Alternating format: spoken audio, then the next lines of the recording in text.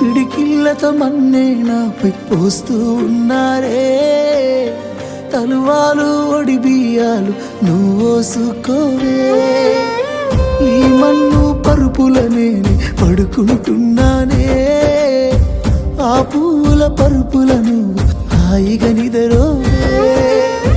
పైసా పైసా అన్నాడు గదనే నిన్ను గన్న నాన్న, ఆఖరికి కురిసేది ఆటన సిక్కల ఆనా. పరుగు పరుగు అంటూ తీస్తిరి గదనే పరుగు, పానం పోయినంక మోగేదే డప్పుల దరువు. ఉండదనికే హాని పిల్ల పాపాలతోని, హాయిగా బతుకేను వందేళ్ళు.